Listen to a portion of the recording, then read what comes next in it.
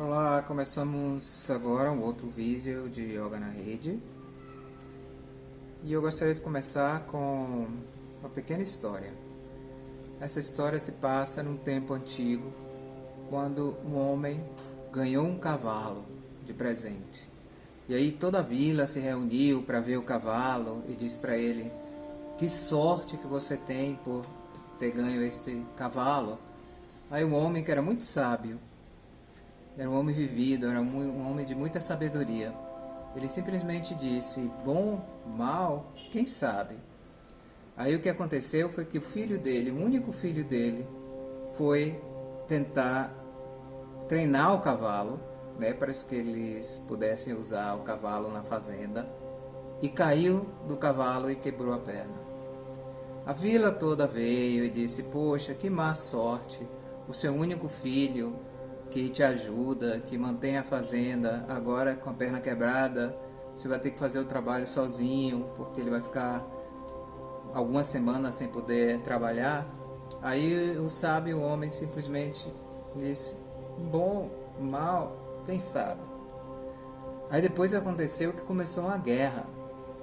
E todos os jovens foram convocados para essa guerra, menos o filho desse senhor, porque estava com a perna quebrada. Foi uma guerra devastadora e todos os filhos não eram preparados para a guerra dessa pequena vila, numa cidade de montanha. Os pais e as famílias perderam esses jovens. E aí eles se reuniram, né, de novo com esse sábio homem e disseram: "Que sorte a sua, que o seu filho estava com a perna quebrada e não pôde ir para a guerra." E ele simplesmente olhou para eles e disse: "Bom, mal, quem sabe?" Então, essa história, claro, ela não denota uma atitude fria frente às coisas que acontecem, mas uma atitude de sabedoria, uma atitude de observação. O ponto dessa história é a gente sempre estar atento para as razões por que as coisas acontecem. E isso é o entendimento, que é o tópico desse vídeo. É o entendimento, o ângulo do yoga, o ângulo metafísico do yoga, quanto a esse entendimento, essa habilidade de observar o que acontece.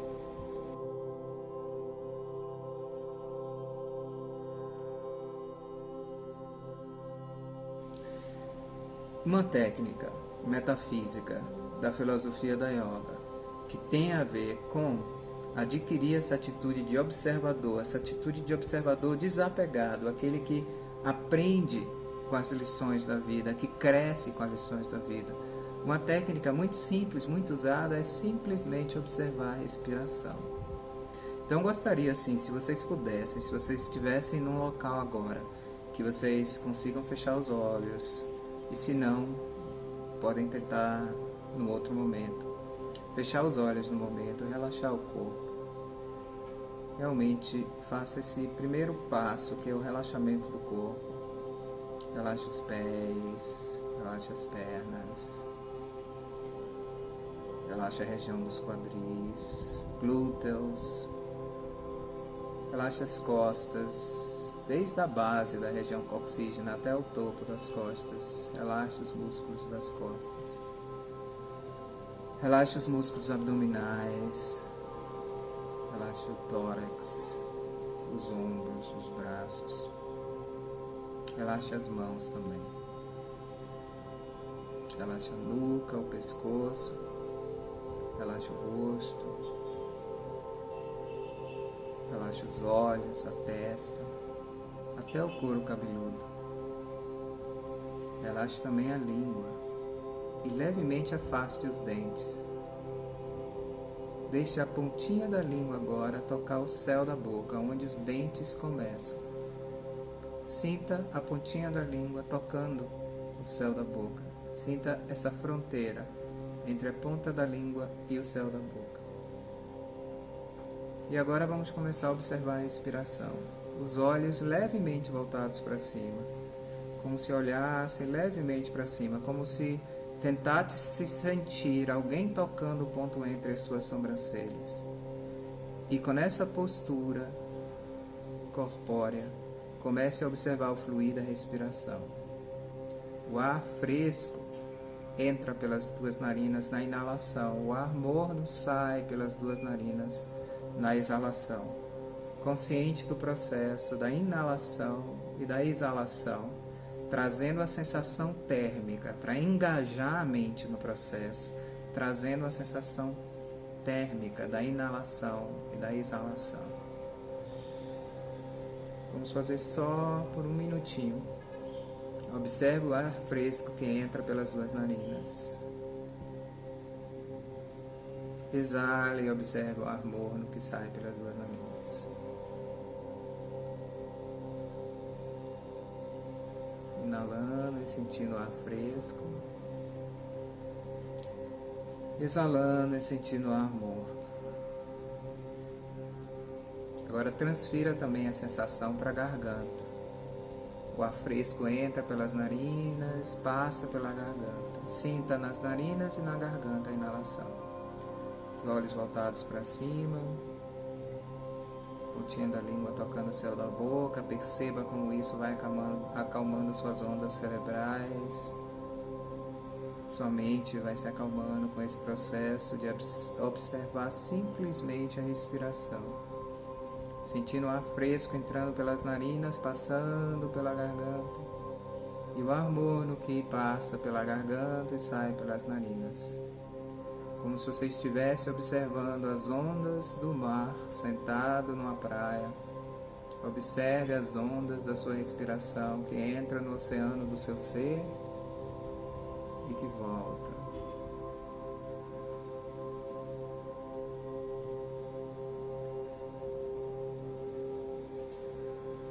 Agora transfira a sensação da respiração também aos pulmões. Sinta o ar fresco que entra pelas narinas, o ar fresco passando pela garganta e os pulmões superiores se inflando. Observe agora, além da sensação térmica, observe o movimento da respiração. Então você está inalando o ar fresco, passa pela garganta e infla os pulmões superiores. Observe isso. E sinta como os pulmões superiores agora manda o ar amornado, já morno, que volta pela garganta e sai pelas narinas. O observador observando as ondas do mar numa praia. Você, observador agora, observando as ondas da sua respiração. As ondas que entram e que saem do seu ser.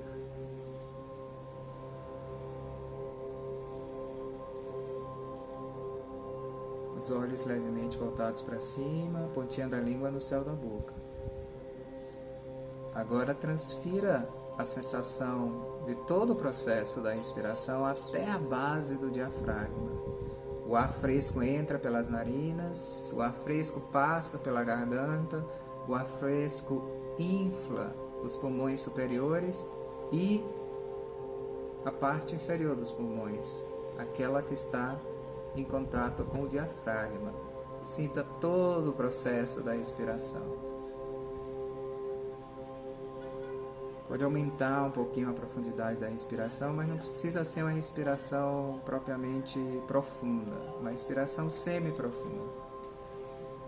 O ar fresco entra, passa pela garganta, infla os pulmões superiores, inferiores, e depois parte da base do diafragma, passa pelos pulmões superiores, que também estão expelindo ar. O ar morno agora passa pela garganta e sai pela narina, só observando.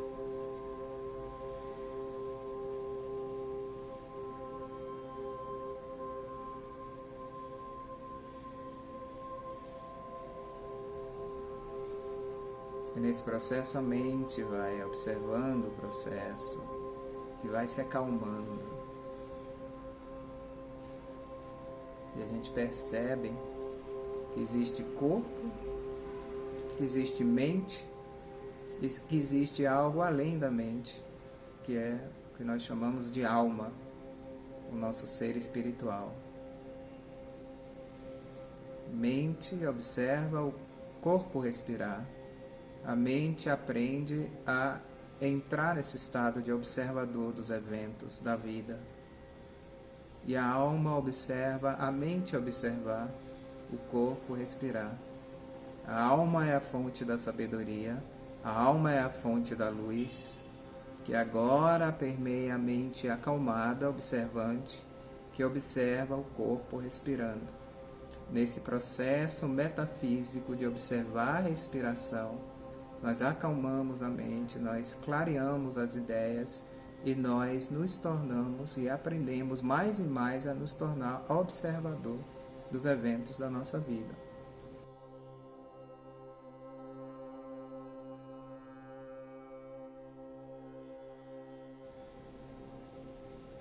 A sabedoria está mais presente em um centro que se chama Ajna, que é o centro da pituitária em alinhamento com o ponto entre as sobrancelhas. Então, por isso que quando a gente até faz essa técnica da respiração, os olhos estão voltados para cima, para atuar na ativação desse centro da sabedoria intuitiva. A língua tocando o céu da boca eleva a energia dos centros mais emocionais para os centros mais intuitivos. E finalmente o observar da respiração, do fluir da respiração, leva a gente a esse estado metafísico de calma, porque a respiração se acalma nesse processo e as emoções se acalmam, e ao mesmo tempo leva a gente a esse estado metafísico, essa habilidade metafísica de observar os eventos da nossa vida.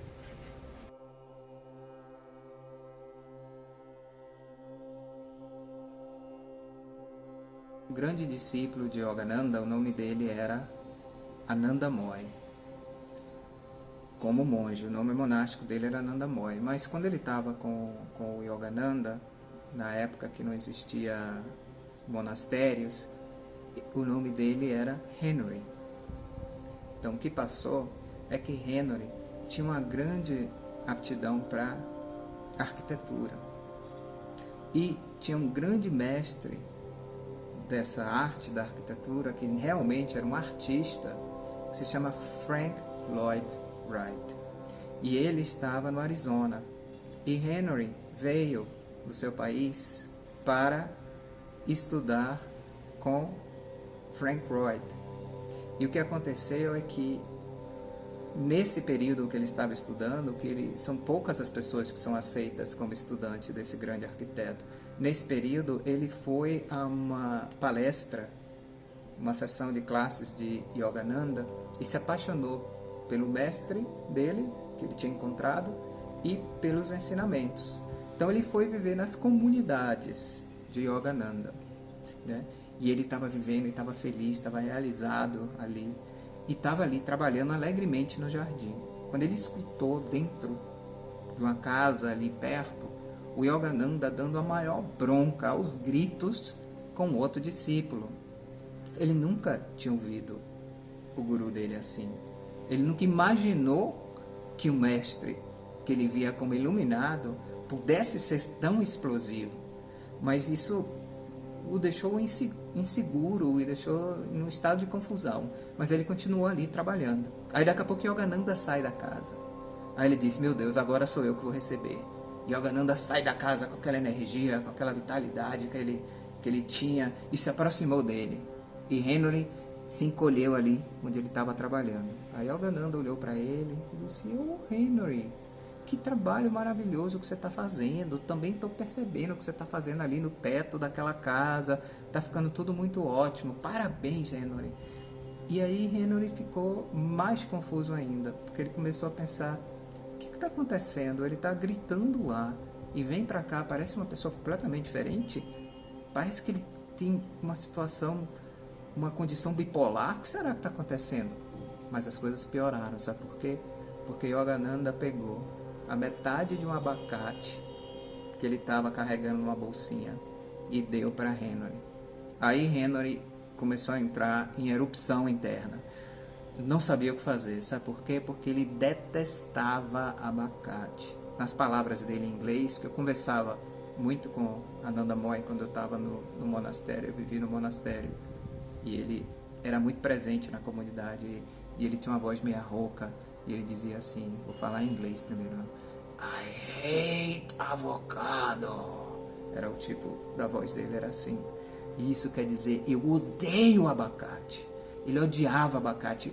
O cheiro, a cor, o nome abacate dava ânsia de vômito nele. E aqui vem Yogananda e dá para ele metade de um abacate. Ele pegou por educação e o tempo foi passando e ele ficou naquele estado de confusão. Ele disse que ele tem poderes psíquicos, eu já vi. Agora parece que ele está brincando com a mente da gente. Está gritando com um, fazendo elogio a mim. Está me dando abacate. Ele sabe que eu odeio abacate. Ele está brincando com a mente da gente. Ele viu na minha mente que eu odeio abacate. E aqui está me dando abacate. Então ele começou a ficar assim, no estado de muita tristeza, muita depressão. Ele largou uma carreira promissora. Ele foi aceito como discípulo dos maiores arquitetos da época. Era um arquiteto paisagista fantástico. E ele teve essa oportunidade e largou. Ele começou a se sentir, meu Deus, o que é que eu estou fazendo aqui? O que é que eu estou fazendo com a minha vida? E nessa depressão passou o resto do dia e o resto da noite. Naquele estado mesmo da noite escura, sabe? A nuvem escura na cabeça. No outro dia, lá vai ele pro teto, trabalhar no telhado. E tá lá com o martelinho dele. E Yogananda vem, né? E chama o nome dele, Henry. Ele bate mais forte ainda, para Yogananda ver que ele não estava escutando, ou pensar que ele não estava escutando. Era um telhado, e ele estava no topo, e o ângulo do telhado não deixava Yogananda vê-lo, nem ele a Yogananda. Então ele não quis encarar aquilo no momento, não estava preparado, estava num momento de profunda tristeza, depressão e confusão. E toma-lhe a martelada mais forte, Yogananda, Henry! E martelada mais forte. Finalmente Yogananda gritou com aquela voz que ninguém resiste, que o mundo para. Disse, Henry, desça! Aí Henry desceu, naquele estado mesmo, assim como aquele momento na vida da gente que você fica completamente sem energia, você não sabe o que fazer com a situação, você é completamente entregue a um momento, não por opção, mas pela situação. Então ele desce naquele estado, cabeça baixa, e Yogananda simplesmente disse, vamos dar uma caminhada, e eles saem para caminhar.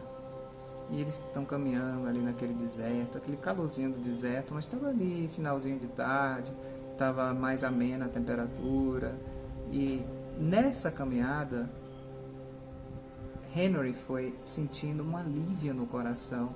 Foi como se umas ondas curativas de entendimento, tópico de hoje, de entendimento, começou a penetrar no coração e na mente dele. E ele teve esse pensamento dizendo que o guru, ele é único para cada discípulo. Uma pessoa pode precisar de uma bronca, de um grito, de uma sacudida. O outro está precisando de um elogio. O guru deixa fluir as energias divinas de acordo com a necessidade de cada um, e ele é o que o discípulo precisa.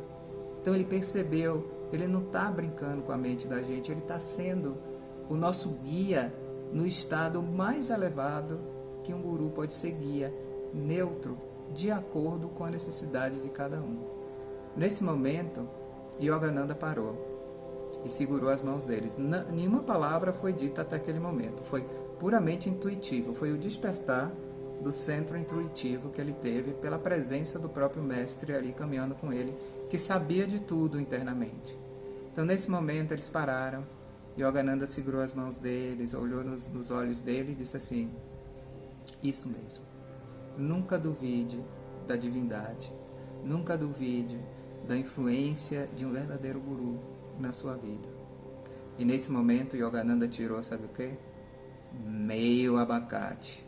Mas Henry, nesse estado agora de alegria, de paz, estava flutuando, ele disse assim, mentalmente ele disse, porque ele nunca tinha dito a Yogananda que detestava abacate.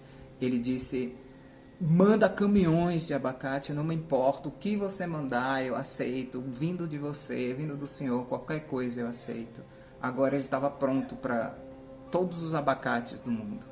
A Yogananda foi na bolsinha do lado e tirou tâmaras e disse para ele, ó, como os dois juntos você vai gostar. E ele lacrimejou e ele entendeu a lição do Guru. Eu conversando com Henry, depois que ele se tornou Ananda Moy, já nos últimos anos da minha vida monástica lá, nos ashrams, nos monastérios, a gente conversou sobre essa história. Eu gostava muito de sentar com ele e para ele me contar essas histórias que eu via de outras pessoas, mas eu gostava de ouvir pessoalmente dele. E a interpretação mais profunda dessa história é: as coisas que vêm pra gente, os acontecimentos, por mais que a gente reclame, não goste, seja um desemprego, seja uma crise, seja um pequeno problema de saúde, ou o que for, são os abacates da vida, são aquilo que pode nos nutrir, pode nos fortalecer, mas no momento a gente não percebe. E as tâmaras são o entendimento, a sabedoria, aquela aceitação quase devocional, que foi aquele momento do guru e do discípulo no deserto. Então aquela aceitação devocional, eu sei, eu não gosto, mas eu sei que alguma coisa boa vai acontecer comigo devido a esse evento. Essas são as tâmaras. Comidos juntos, a gente até aproveita o sabor.